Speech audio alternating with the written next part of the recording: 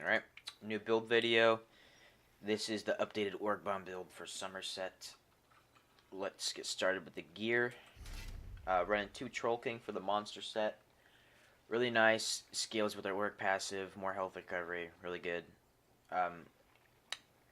5 Spriggans and 5 Hulking Draugr. I used to use Automaton instead of Hulking Draugr, but Hulking gives you more heals, and if you use bound ornaments, the damage is actually more or higher. Everything on the gear is all max dam glyphed, and then jewelry we have 3 weapon damage glyphs, 3 robust. On the weapons, 1 sharpened, 1 nirnhoned, and then back bar nirnhoned. You could go infused here, and then run a berserker enchant on your back bar with double dot poisons on your front. As far as food, we're using Tristat. It helps for more dark deals and streak. And then for potions, I typically use speed pots. Really good for getting around Cyrodiil. You need movement speed, basically, with this build because we're so squishy. And you'll see our stats unbuffed on our back bar. 43k max stam, about 600 stam recuv, super low. We were like 100% on dark deal to sustain. About 3,300 weapon damage, and then 13k spell and physical. 2,900 crit, and we're using the warrior. Front bar, 46k stam, which is huge. That's a ton of stam, and we're not even a red guard. We don't have 10%, we get 6. Okay, 720 stam recuv, still really low. 3,200 weapon damage, which, because you have more stam, your damage is still going to be higher. I'll show you if you change something what will happen. 30% crit, and then all that's the same. I'll show you buffed now. On the back, 3,822 weapon damage with about 18.6 physical and spell resistance. And then we switch to our front. You'll see the weapon, everything is the same besides the weapon damage. It's a little bit lower. But if you were to change, let's say, crit surge to your front bar and then resolve and bigger to your back bar, your healing will be quite a bit less. Okay. So I wouldn't recommend doing that. I like it how it's set up here. And then we'll get started with the skills now. For momentum, you'll notice it's not shuffle rally even on a medium armor build.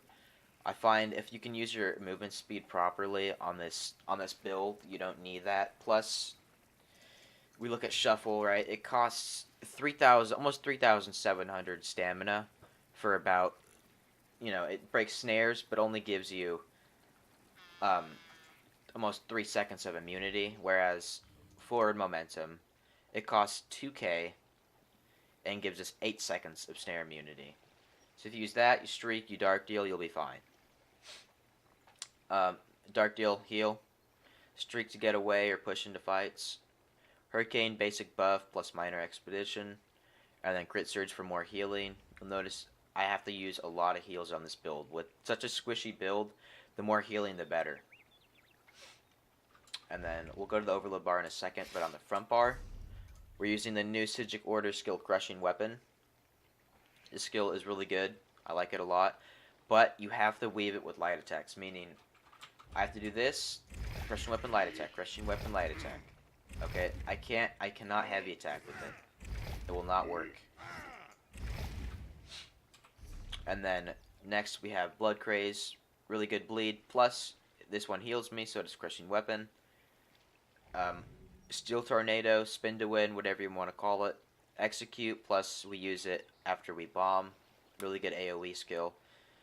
Bound Ornaments, which was what I was saying, basically makes Hulking Draugr outperform Automaton. Gets us to, I showed before, 46k stamina. And then Vigor, which is basic heal used on almost every stab class. And then Dawnbreaker for the ultimate. Overload bar. Pretty much all utility, spell symmetry. Really good. If we run out of magic, I'll kite hard and use spell symmetry. Make sure you're not in the open when using this, otherwise you'll probably insta-die.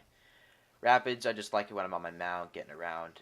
Rearming Trap, good in chokes, same with Gracer Caltrops. And when I go in for bombs, I'll use Channel Acceleration, another Psijic Order skill for the crit, or Minor Force. Alright, now let's do the CP. 37 Sprinter, 41 Warlord. This is just how I like having my CP. You don't have to have it exactly set up like this. This is just how I enjoy it. 2 Mooncalf, you don't really need anything there. You could probably dump it in something else. 56 Tenacity, because we have no recovery, heavy attacks are really important to get our sustain back as well as dark dealing. And then Healthy, it's just more beneficial than dumping into Mooncalf when you get Troll King procced plus being an Orc.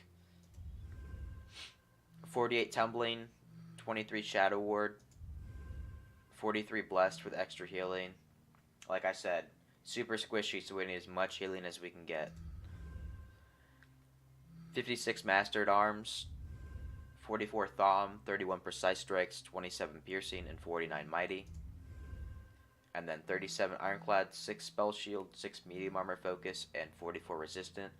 We have a lot of CP in this tree to get Resilient, which heals you for about 190 every time you take critical damage, which is awesome to have when you're in open world getting zerged down. Plus there's no cooldown, so it's constantly going off. 44 Thick-Skinned, and then 43 Hardy, 43 Elemental Defender, and then finally 27 Quick Recovery.